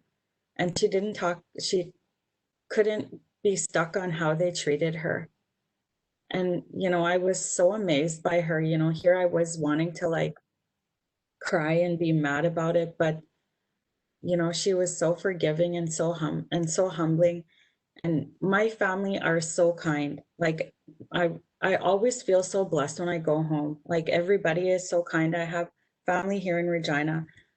And whenever my one auntie doesn't know this, but sometimes when I gossip, if I start talking and I start gossiping, I stop myself because I did that one time with my auntie back home.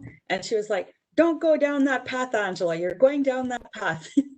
So all of their teachings, everything that they've taught me in my entire life, I practice it all the time.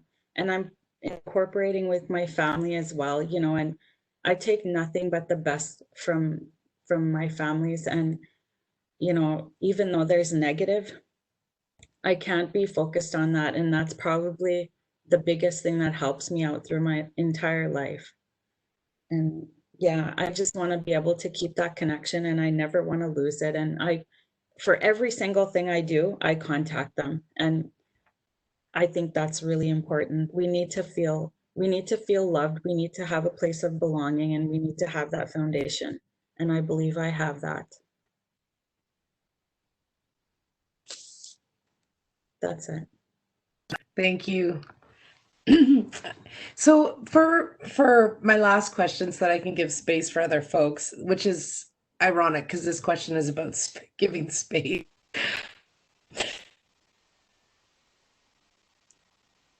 A very strong matriarch in our community told me that I needed to start using the word reparation. And I think that it sums up perfectly the intent of what's so vital to our community. And so as part of that word and using that word around reparation, I think what Skylar and Talitha have really set out to do is to have conversations about giving space to and ensuring that that there is meaningful relationships and meaningful ways to give space. I'm going off script, by the way, for the panelists. I apologize.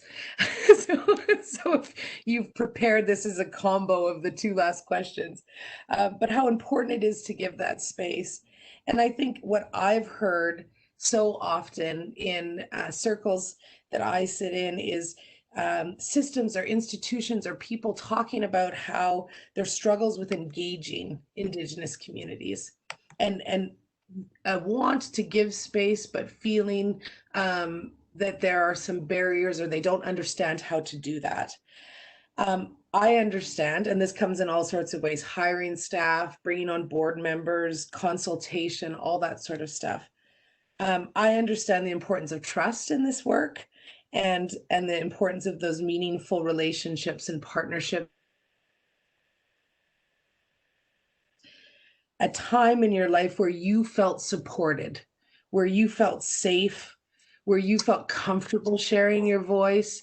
And because I think when we see examples like that and we can see what that looks like, it's helpful to know that.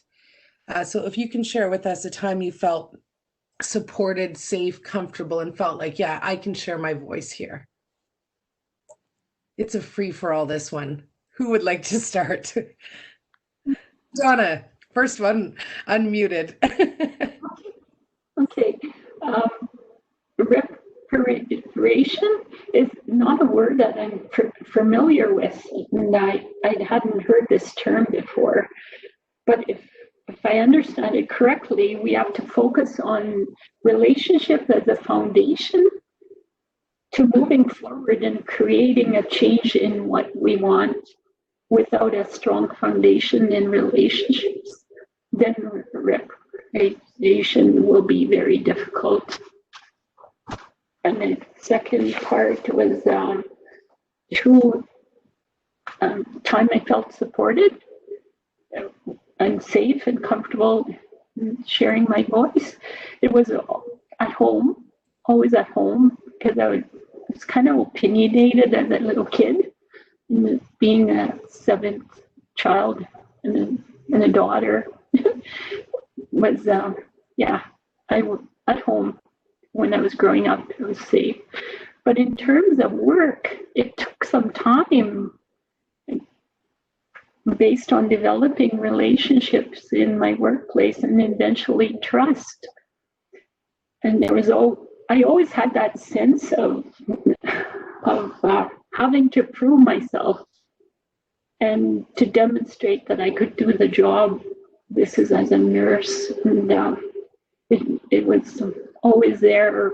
Like I had to make sure that I was there on time and be there when I was called, and be willing to work, and always had to dress a certain way. And my clothes were always, I never wore the same uniform in the 3 days that I worked. And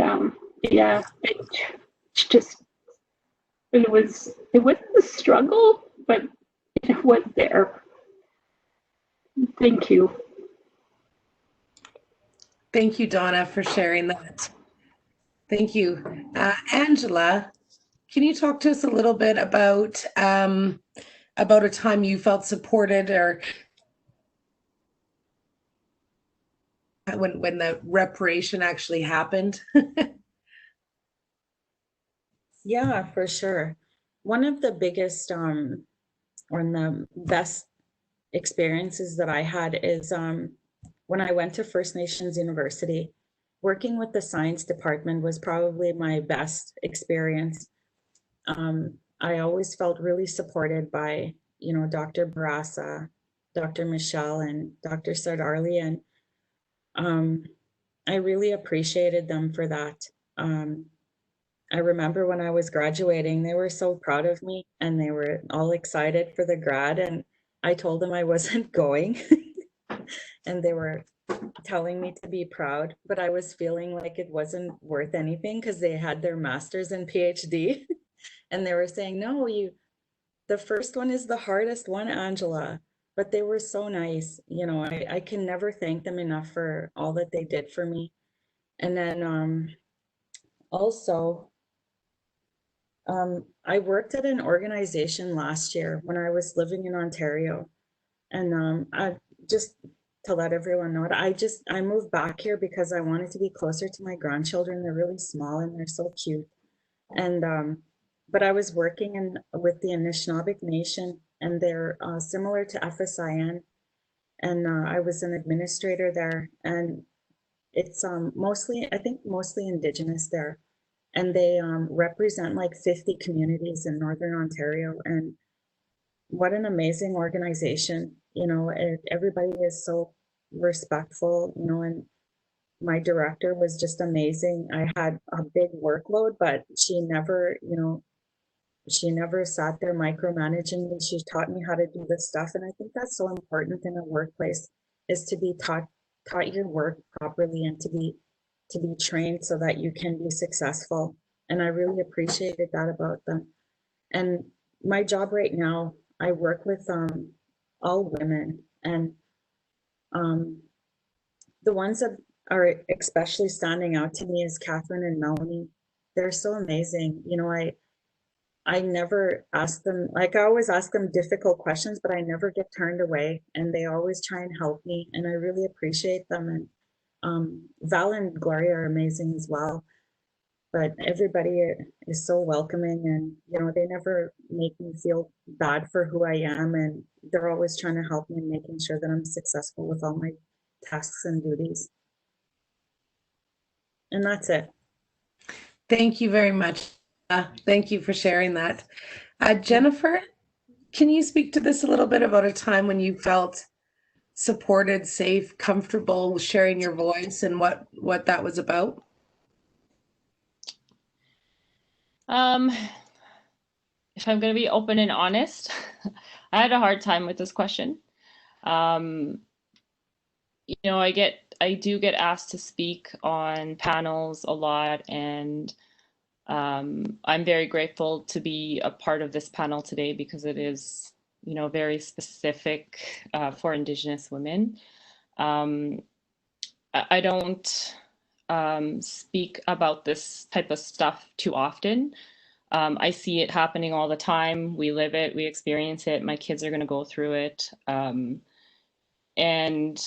I think I feel comfortable, such as today, being able to speak to everybody about my experiences. It's nice to see that people are on here who are wanting to learn, and who are listening, and who are not biased about what we have to say. And I think things like this is where I feel most comfortable to speak my mind, because, you know, people who are listening are here to have an open mind. Outside of that, I really, in all of my other jobs that I've worked at, unless it was an Indigenous organization, I really didn't feel at home. And it's sad to say that I've worked at a lot of different jobs throughout my university schooling. I did a lot of work through corporate offices, and I've met a lot of people, great people along the way. But through all of that, I've probably only gained a handful of friendships that you know, I can still call upon today, still catch up. You know, I have that friendship there, but that's, you know, one out of 100 people in an office setting that you really connect with. And that's sad. And, you know, I think that's part of, again, why I have a business such as what I do, because I want to create an environment where Indigenous employees can feel comfortable coming to work, and feel that uplift that you don't necessarily get in other jobs. So, you know, we're here to make that change. And I think anybody who's listening to this call now really needs to take that to heart and say, what can I do to, you know, just create that friendship, right? And, you know, you'll learn along the way, and do the research. That's how reparation's gonna come about. You have to understand the trauma that our ancestors have experienced, whether it wasn't me, it was, you know, my parents and my parents' parents. That wasn't long ago, you know, and we're still dealing with it. My children are going to go through it as well, right? So this isn't going to end, but you know, getting to out of your comfort zone, you know, and start to understand the history. And I think that's where we can all be equal. Yeah. Thank you very much, Jennifer.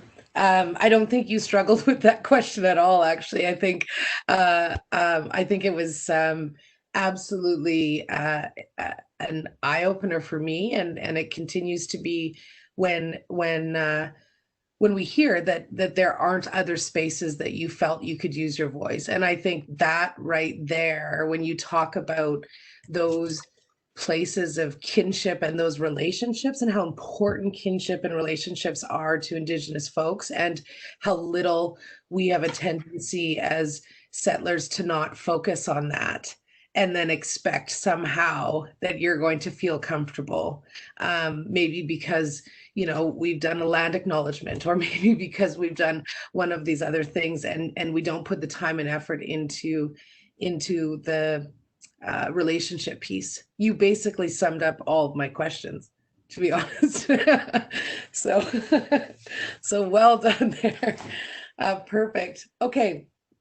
I want to open it up to make sure that folks put your name or ask questions in the chat box if there's anything that people have questions about, or you can just wave at me furiously if you've got your camera on, and I can see you here. As we wait for some questions to come in, I'm wondering if you can speak to at all, as you've traveled in your communities or traveled across Saskatchewan, or in Canada, Angela, and Ontario, and so on and so forth, if you can speak to some examples of where you've really seen reconciliation in action. A woman from our YWCA movement talks about it, instead of reconciliation, she likes to use reconciliation, and make sure that people know that this is an action. It means you have to do something. It's not. I'm wondering if you can speak to any kind of examples of reconciliation in action, or if there's other folks on the call too who want to speak to this as well as examples. I'd like to open it up to the floor, and just wave your hand furiously at me, maybe, or put your name in the chat if you're not on video, if you'd like to. Angela, I see your mic's not muted, so I'm going to assume that means you'd like to speak to that. Oh, you want me to speak to it? Sorry.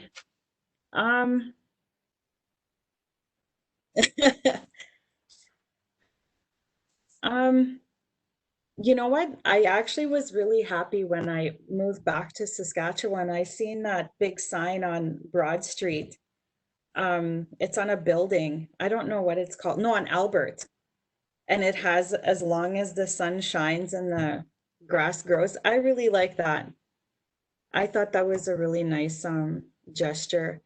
Right now we're going through a lot of changes here at Praxis, and they're doing a lot of indigenizing, and I'm really happy to see that and to be a part of it. And I think that's it. Thanks, Angela.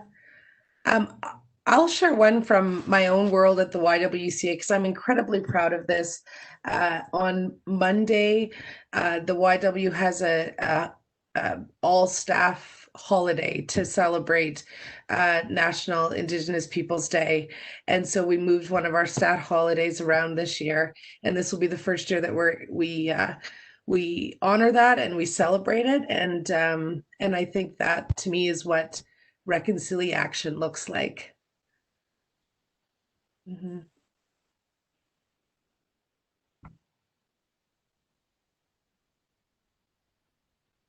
Are there other people who would like to share?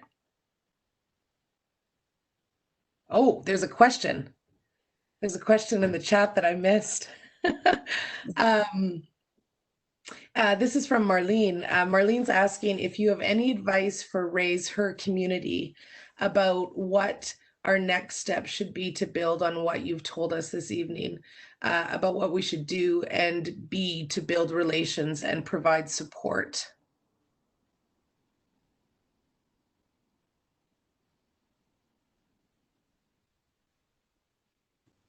I'm going to just throw it to our panel if anybody would like to jump in on that. What sort of advice or next steps for Raise Her about what they could do and how to build on this idea of relations and to provide support?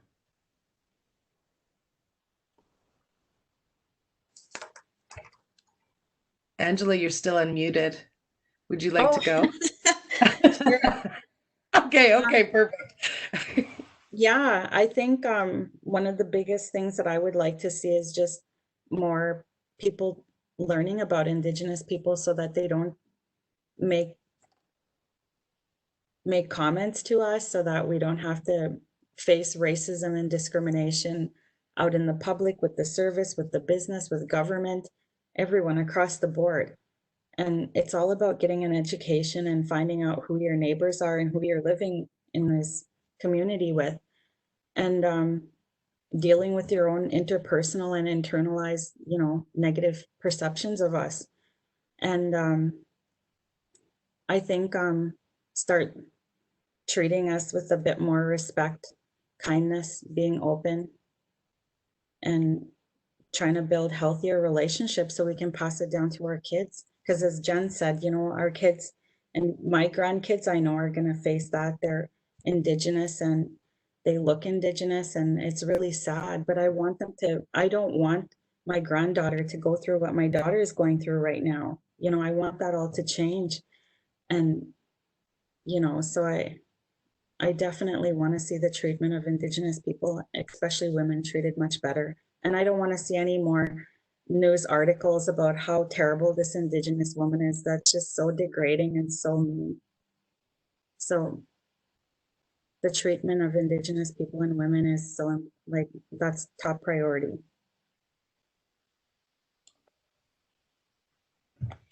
Thank you for that, Angela. Thank you. You're welcome.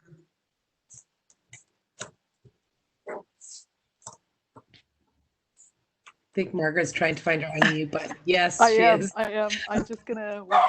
Oh my God.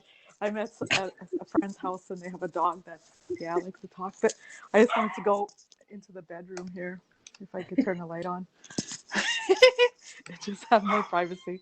Anyway, I think that I'm in the next part of my life. So the next 50 years. And the first 50 years, I felt I fought racism, and I fought a lot of things with my mouth. And it made me very sick as a woman. And so second part of my life, I'm living in a different way, that understanding our Indigenous ways of knowing that we are spirit first, and that we are battling spiritually for Indigenous people and the nations that came to this land, that we're all in it together now and we're working in unity.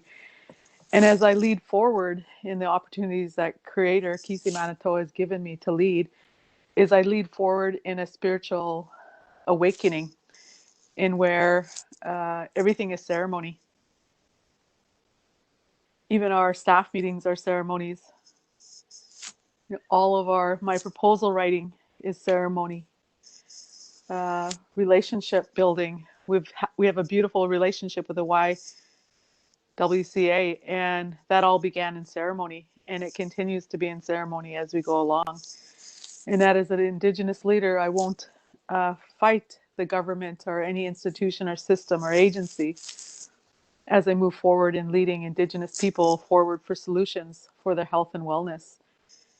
And that all things begin in ceremony for us as Indigenous people. We're very spiritual beings.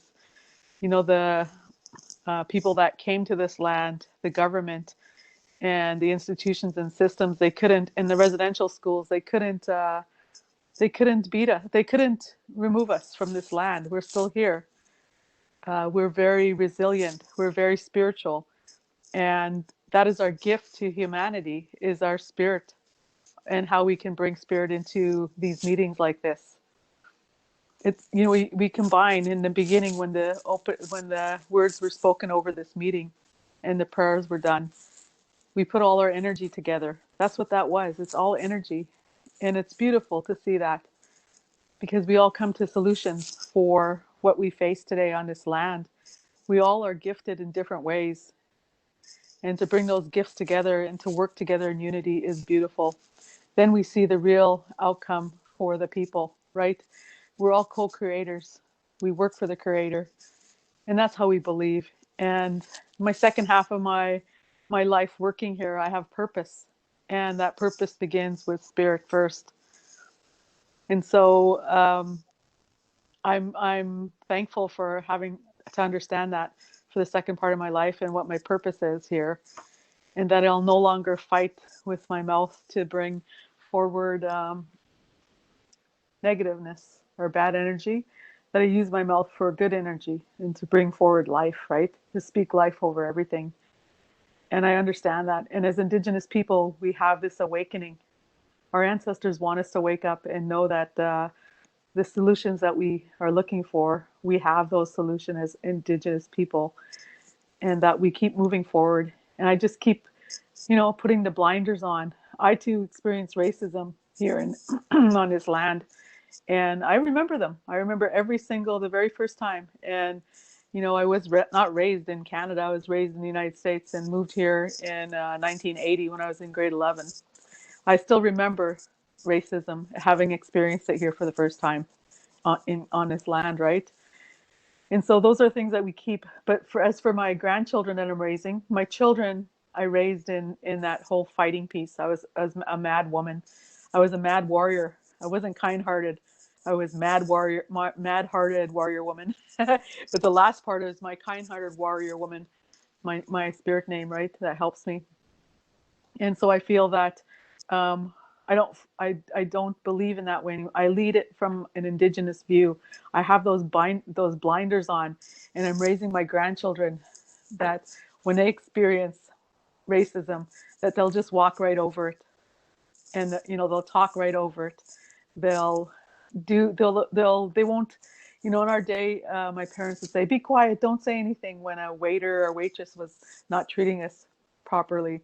They would say that to me, and I would be so mad. And so today, I have a gentle way, a kind-hearted way of combating racism and talking over it, because I speak to the spirit of that person that is being racist to me. And it's interesting to see how people change and how conversations can change. And we're using our spirit, right? We're speaking to the spirit of that person. So that's just something I wanted to share. And I've come along. It's been a long time for me to come to the place where I am today and the way I speak. So I just want to thank everyone for listening. Thank you. Thank you, Margaret. Thank you very much. Had my thumb over the camera. Hey? You know, it was brilliant. It was brilliant. It was very introspective that way. I'm good laughing now. Thank you very much for that, Margaret. This is one of the reasons every month or so I have to call Margaret. I just need a little moment with her and her words to center me again. I value her more than I could ever say, let me tell you. Okay, I'm going to pass it along back to, I forgot now if I'm giving it back to Skylar or Talitha. Okay, perfect. Okay, I want to thank you very much, Donna and Jennifer and Angela, Margaret. Thank you so much from before I let Talitha thank you. I want to thank you very much for allowing me to have some time with you, but also to go through the process of thinking of questions that I really, that I know they weren't easy, and so I apologize for that, but they were questions that I think are really important to give space to and really get people to understand what's at the root of issues that we're facing in our community every day. So thank you very much for that. Okay, Talitha, back to you. Thank you so much, Melissa. I think Melissa very eloquently wrapped up pretty much what I wanted to say, but probably even better. But again, a huge thank you to Margaret and Melissa and Angela and Jennifer and Donna for participating this evening. I and Skylar and I and our moms wanted to do something where we could have space to learn and to listen. And I took pages and pages and pages of notes. I think I had my head down the whole time writing, but because I really came here to learn and to hear stories and to ensure that I came to incorporate what you're telling us and what your experiences are, and either incorporate them or ensure that I step in and that doesn't happen. So using my privilege and my voice in the way that I can. Margaret, I think that I'm still in the space where I use my words. So I will just embrace that for the next 20 years or so, and then I'll go with peace. But I'm still fighting for the rights. So anyways, with that, I want to say again a huge thank you. We have recorded this, and so I'll send it out to the panelists if you would like to share it with your people, and then we'll also have it on our member space for any members who are listening. And that if you would like to financially support All Nations Hope Network more than you already have this evening by attending, please visit our website, or just, you can also donate directly to the All Nations Hope Network, but we are collecting money as well that will go directly to them. And obviously, obviously you heard all the amazing work that they're doing and continue to do. So I think it's a very worthwhile cause. And yeah, I think that's everything. We, as Razor Community, we are taking the next couple months off to plan for an event that we are putting together. Our conference was actually supposed to be tomorrow, but with COVID, we've shifted and we've altered and changed. So, but our theme for our conference is very much in line with what we spoke here tonight. It's about being an ally and being an advocate. So we look forward to doing our own research and looking more into this, and also sharing it with everyone, and hope that you can attend.